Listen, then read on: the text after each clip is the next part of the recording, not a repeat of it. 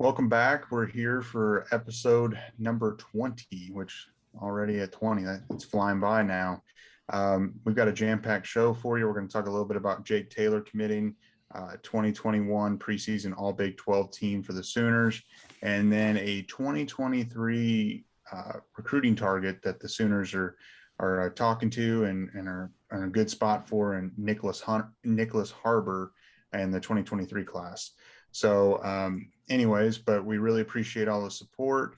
If you hadn't caught all of our videos previously this week, we've actually released one Who Dat series on Clayton Smith, and then two other videos breaking down all the the commitments that the Sooners have gotten from the 4th of July weekend and what that's done.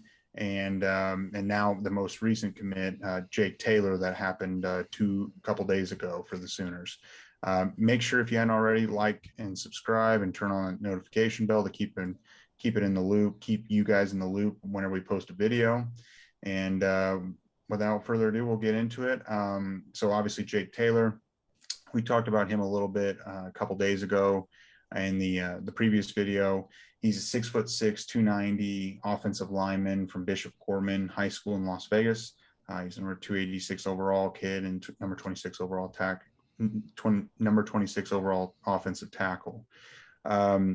Obviously, we've talked about it before, but Bishop Gorman is DeMarco Murray's alma mater, and the duo of Coach B and DeMarco Murray and their connections obviously won out, and the Sooners landed a big-time commit. And he's now the third guy to commit to the Sooners for the offensive line. Obviously, Jacob Sexton committed on the 3rd of July. And then earlier this year, Demetrius Hunter, who's a 3-star out of Orange, Texas, he's a center, committed to the Sooners as well. So, and just a little tidbit, Oklahoma, after Shetron decommitted, according to 247, had the number 21 overall class ranked in the 2022 class. And since all these commits and the most recent Jake Taylor, OU has now jumped all the way up to number 4. So quite a run in the last week for the Sooners. I mean, you can't ask for much else with, 5 commits or something, like 4 or 5 commits over the past week.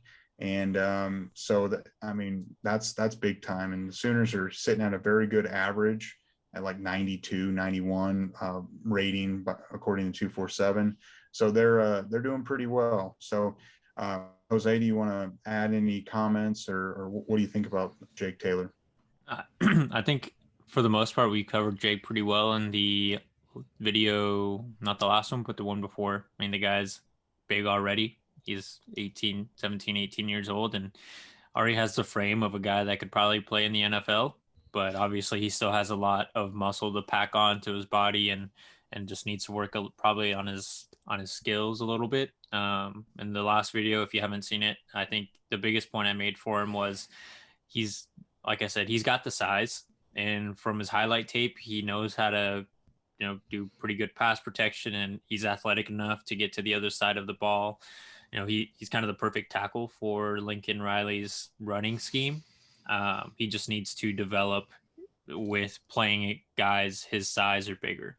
I think, like I've said multiple times now, when it comes to these offensive linemen coming out of high school, for the most part, they are just the biggest humans on the field, and they get to overpower people. So now it's kind of more evenly matched. And if he can just get a little stronger, probably, and work again on his hands to make sure that he's keeping guys at a good distance, to make sure that he can keep control but not let them get by, then he should be just fine. I don't see him coming in and being like a freshman starter like Creed, just because we're pretty good at the offensive line already. But you never know. This guy could blow Coach B and Lincoln out of the water whenever he gets to campus and starts doing spring ball and summer ball. But we'll just have to see what happens once he actually arrives. You're muted. Brandon, do you want to go ahead and give us what you think? Yeah, go ahead. Yeah, I'll go ahead. Jose, I agree with what you're saying about as far as, working on putting some more muscle on, working on the hands, not getting beat like that. The one thing I'm going to disagree with you on, for the most part, you're right. As far as these guys, these tackles in high school are the biggest on the field, whatever. and you kind of said Taylor's going to be more evenly matched in college, which to a degree, I guess, but 6'6", 290. I don't know very many defensive ends, even in college, that are that size. So I think he has that to his advantage as well, too. He should be throughout his career, if not one of the biggest against anybody he lines up against. So he'll have that advantage. I love this commit. Personally, it's my favorite commit out of all the 5 that we got here recently. I think it's gonna be a great addition. Yeah, I mean, definitely a kid that's athletic. You know, we've been talking about Coach Grinch and the couple guys that he's gotten committed for the defensive backfield as athletes. Well, Coach B is also recruiting athletes. I mean, he wants guys that can play, you know, swing tackles. If you need to play left a couple weeks, or you need to play right, you can do it. You know, or you can play either right guard, left guard, and how they shift. It's interesting. So, you know, Jake Taylor's 6'6". I believe Sexton right now is 6'5". So it seems like he's got a couple offensive tackles, and I know Sexton played everywhere except center. Jose mentioned that when we were talking about him. So he's got guys that are athletic. Demetrius Hunter, I think that is someone that will progress in this upcoming football season.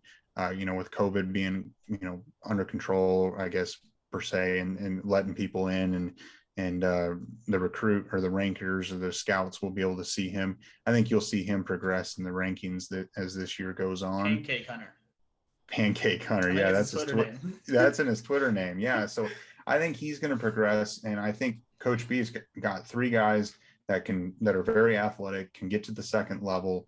And I would imagine he's probably going to pick up another commit or 2 before the class is done. And if he doesn't, I think it's something to watch in the transfer portal, you know, like how Wanya Morris became available and transferred to the Sooners.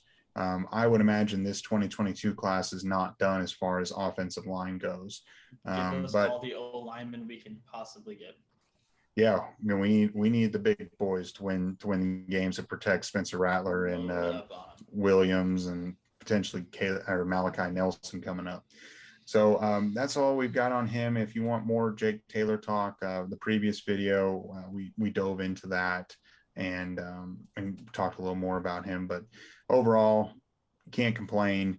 And now all the eyes that I assume, or I think, all the eyes from Lincoln Riley that he's tweeted have now been accounted for. So anything new that comes out will be related to the commitments that we could be seeing next week. So, you know, whether that's Malachi Nelson or Trayon Webb, or you know, or both. If those eyes come out, I'd imagine it's one of those 2, because there's nothing else floating out there right now. So it's something to be watching. And you know, July's just heating up, and we'll see what we've got the rest in store. Do you guys have any final thoughts before we move on? We just saw all the defensive commits, I think, probably for the rest of the summer, and now we're just going to get to watch all the new toys that Lincoln gets to bring on with Malachi. We'll probably see most of the receivers that we've mentioned in the videos with Brandon Ennis and Jaden Hale, Mekhi Lemon potentially. I know he put out his top schools. I don't think he's said his commitment date, and if he has, you could probably just check out his Twitter to find it. But yeah, we're about to watch a whole new stacked offense come potentially to Norman. We might see a few defensive commits like in middle of August that haven't committed, just because I know I want to say, and I could be totally wrong, but I think Kenyatta Jackson talked about getting his recruitment done before the football season started, his senior year. I could be totally wrong, but I thought he might have wanted to do that. Granted, there's a lot of time and things can change. So, but either way, we'll take what we can get, and as far as top talent goes, no matter what side of the ball. So we'll move on to the 2021 preseason All Big 12 team. I don't think this surprises either one of us. And Sooner team. Yeah, and I don't think this will really surprise our viewers or anyone that, you know, knows the Big 12. The Sooners led the Big 12 with 10 players on this All Big 12 preseason list. Iowa State did come in second with 8 players, which I don't think is a surprise either, because they're a solid squad. And what did Oklahoma State have? A couple, I think, 2 maybe. The guard and safety, I think. Texas is down there. They're rounding up the caboose as far as the talent goes, and all Big 12 preseason teams. So we'll see. But on this list is Spencer Rattler, Jeremiah Hall, Marvin Mims, Marquise Hayes, William Morris, Isaiah Thomas, Perion Winfrey, Nick Bonino, Gabe Rickich, and then Brichich, however you want to say it. And then Eric Gray is the preseason newcomer of the year. And, something that is pretty cool to see is that defensive line. I mean, you look at Isaiah Thomas, Perion Winfrey, and Nick Bonino. That's my biggest takeaway. The offense doesn't shock me, and it's something that we've grown to expect, and it's just kind of it is what it is. But seeing 3 defensive linemen, I believe the other one was is it Sills out? David West Sills, kid, right? West Virginia, yeah. So he's the one guy on that the 4-player spot, or the four player defensive line. So 3 Sooners. That's not too bad. The most important spot on the defense. And going off of that, it's scary to think about, because obviously those 3 guys are on the preseason All-American. We expect big seasons out of all of us. Me and Jose were talking recently about Reggie Grimes, and I could be wrong, but that was his favorite commit of the class whenever we got him. And that's a guy we should see another big jump out of. Like, this D line should be just, ferocious nightmares for opposing offenses. Hose, what do you got? Yeah, no.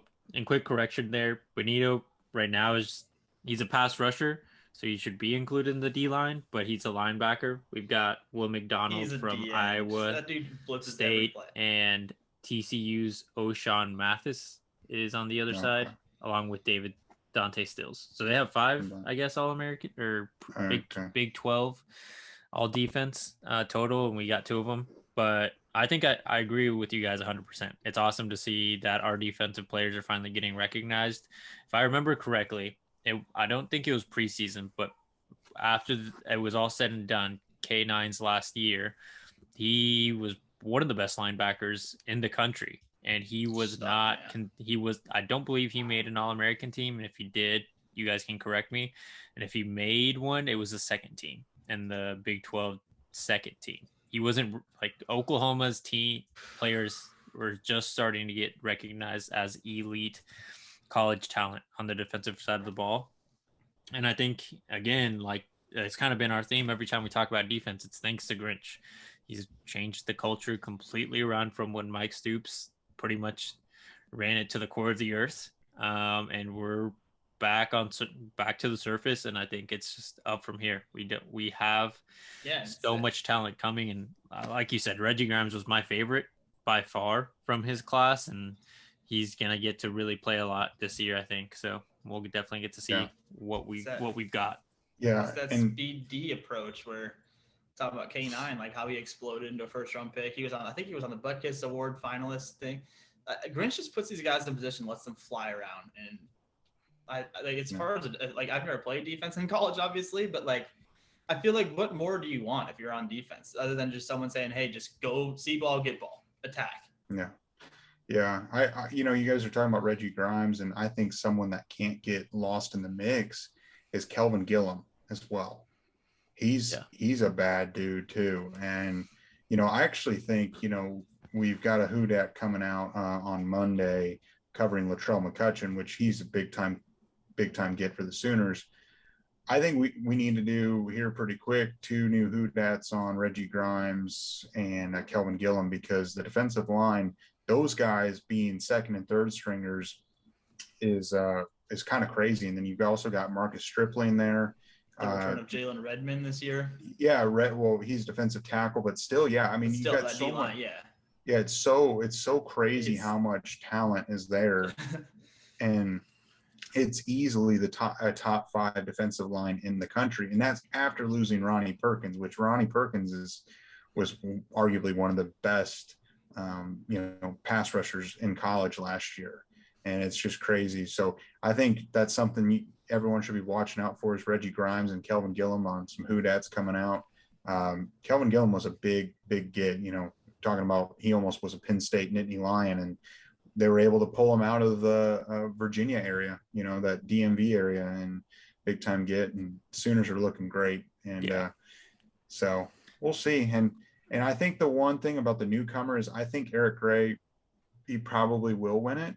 But I think someone to also watch that might excel, that might surprise people, or maybe won't surprise people, is Mike Woods. You know, coming from Arkansas, he was arguably, you know, they had arguably the best duo of wide receivers in the SEC last year. And, well, if they weren't the best last year, they were going to be the best. I guess Devontae Smith and what's the other guy that went to Alabama? I forget. Waddle and Smith probably were the number one, and they were probably number two. But this year they were going to be number one. And I think if Woods comes in, he picks up the playbook really well, and it can get really going with it. And maybe an injury, and if Hazelwood isn't emerging, he very well could slide in there with Marvin Mims and really get going with it. There's a reason why he transferred and why the Sooners wanted to take him and offered him a scholarship.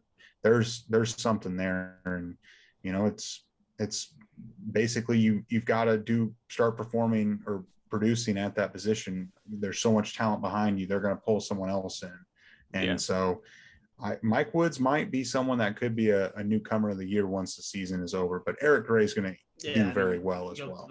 Eric Gray, I mean, Brum, obviously you're at the spring game. If he's anything like he looked at the spring game, which like we always say, spring game take with a grain of salt, but dude, that spring game, he was electric. He's making people miss, catching passes. He looked really good in the spring game. Running people over. I mean, he was a bell cow, and I don't know. So it's good to see that we have two potential newcomers of the year.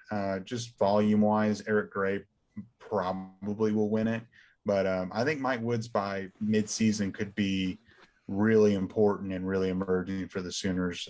He just might not have the stats to win the newcomer of the year when you've got a guy like Gray. So, do you guys have anything else to add as far as the preseason all Big 12 team or anything like that?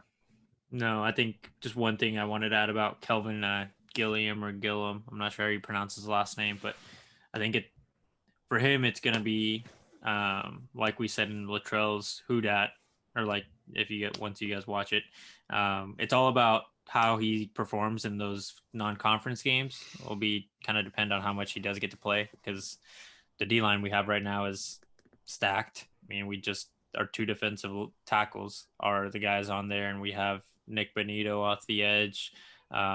Who's the other guy? Isaiah Thomas. There's Reggie Grimes. Jalen Redmond. But who's the other guy? I can't remember his name. He's got a funky name. You've mentioned him before, Brum.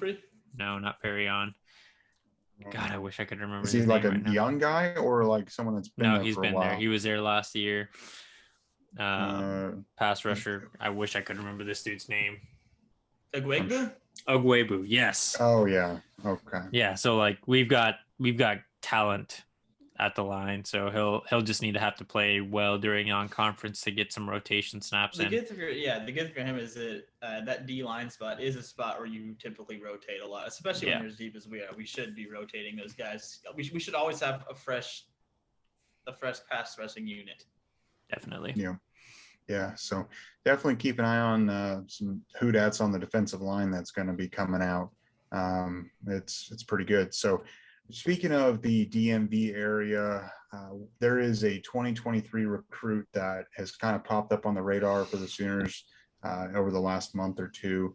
His name is Nicholas Harbor. He spells it a little differently, Nyckoles, Harbor. And he's 6'5", 225-pound kid. He's in the 2023 class, number 89 overall player, number 12 athlete, literally a straight up athlete. He goes to Archbishop Carroll in Washington, D.C., and he runs track and plays football. And right now he's a two-way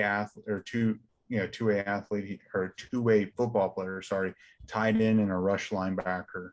And he's drawn comparisons to Kyle Pitts, which that's very high praise because we all know what Kyle Pitts was for the Gators this past season, and now he's with the Falcons.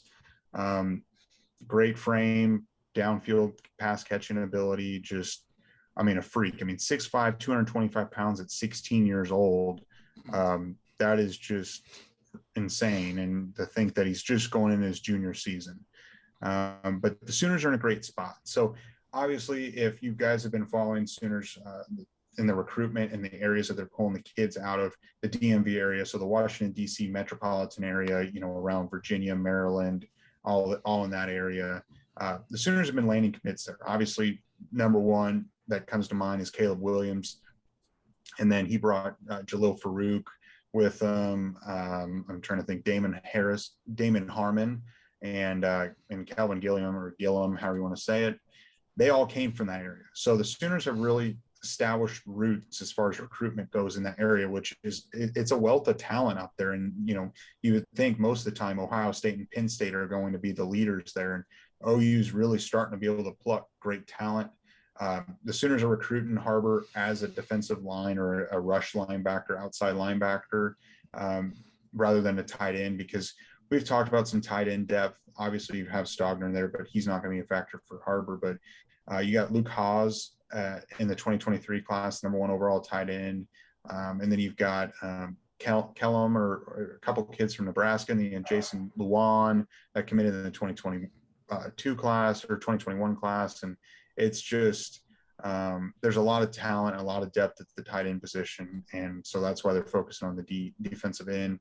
Jamar Cain obviously has been building a reputation of developing great talent and is quickly ascending the board, the leaderboards, as far as if you're a great defensive lineman, who are you going to go play for? And Jamar Cain is now starting to be in that conversation, obviously with Larry Johnson and all that.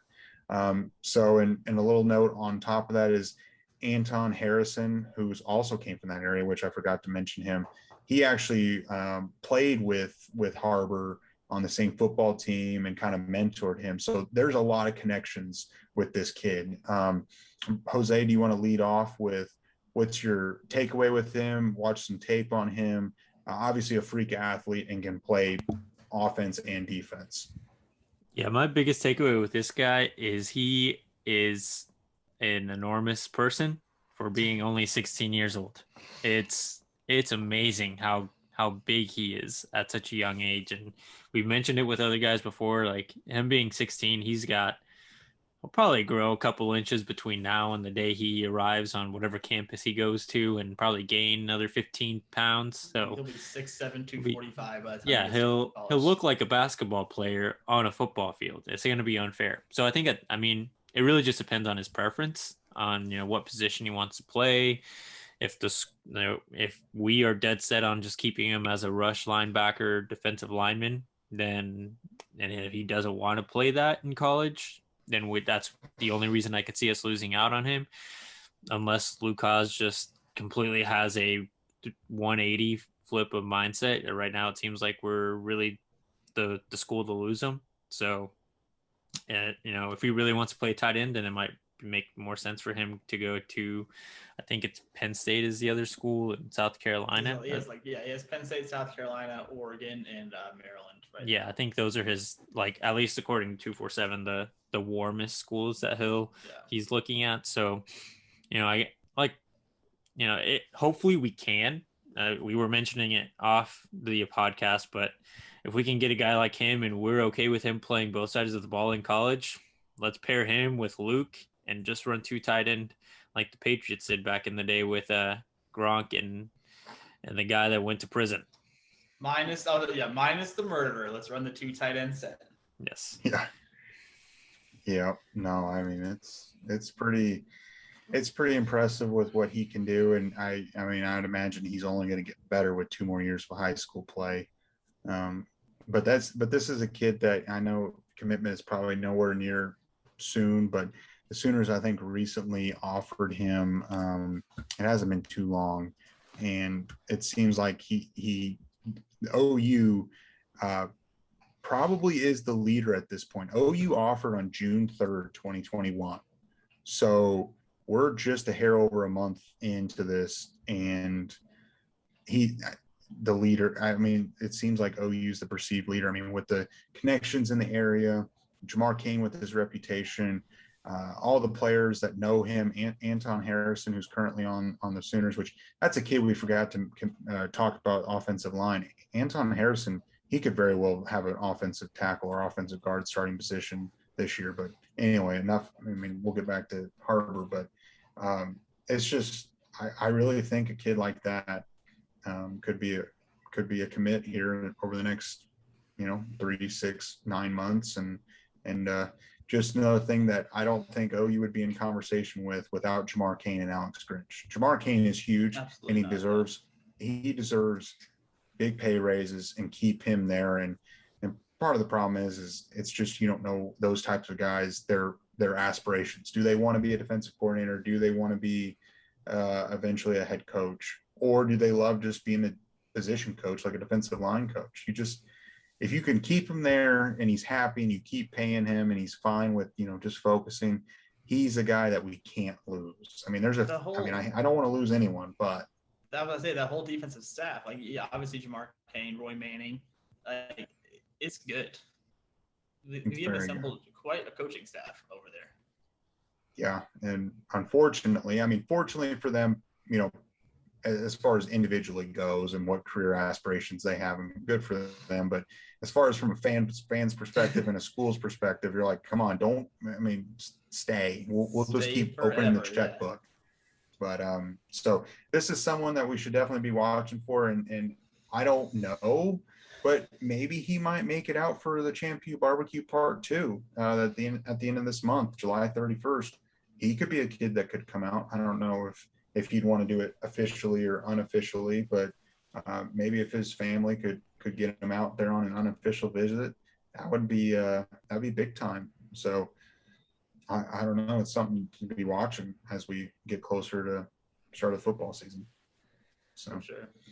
But all right. Well, I think that's all I've got on him. Do you have any final comments on him or the overall on the podcast, or are we done? If he doesn't come to Oklahoma, just don't come to the Big 12 because he's too big to want to face. Yeah, anywhere but the Big. Go to Oregon, bud. If you don't come to OU, we'll never see you there. But here's the thing: we're recruiting tall, lengthy defensive backs. We're not putting a bookie on him at 5'9". We're putting 6'1", 6'2" guys on a guy like him. Not saying that they'll shut him down, but I like our odds a lot. You're going to need 2 6'1", 6'2" guys. Yeah, this guy looks like in college he's going to be outweighing corners and safeties by 30 to 40 pounds. That guy looks like he eats corners. He's the Zion Williamson of college football right now. Yeah. Just size-wise. Of course, that's assuming he plays, tight end. He might be a lineman, and then our Jake Taylor will be the same size. Even worse. Go somewhere else. If you don't come to Oklahoma, just don't even look at the Big 12. The rest of the teams shouldn't even matter. It's Oklahoma or nothing for Big 12. If he comes to OU and decides to be a pass rusher for us, good night. There's nobody in the Big 12. Imagine some poor Kansas left tackle. Yeah. With any LeBeus Overton up the middle. LeBeus more than likely it's going to be LeBeus and him somewhere in the middle, just shifting around, playing with the tackles on the other side. Who's coming after you today? Jeez, and then you got leftover talent. Let's just go get that guy. Yeah. So definitely someone that we'll be keeping a close eye on, and every Sooner fan should definitely be following. But I think that's all we've got for today. If you made it this far, you deserve an award. We appreciate you just listening to us ramble on. And we really appreciate everyone that subscribed and likes and comments. We enjoy hearing the feedback, and we're really seeing some great growth, and we're feeling like we're giving you the content that you guys like, and we're going to keep it going that way and even add more content as football season approaches. And as we go into the football season, a lot more content will be coming your way. If you hadn't already, please hit that subscribe button, hit the notification bell, like the video, and leave us a comment. Let us know what you think. If you're excited about Harbor or the preseason all Big 12 team, let us know what you think. So keep your eyes out on the next Whodat coming out on Monday on Latrell McCutcheon. And if you hadn't seen, we broke down all the defensive back commits and the offensive line commits that the Sooners got over July 4th. Those were released on Wednesday and Thursday. Make sure to go check those out. So thanks, guys.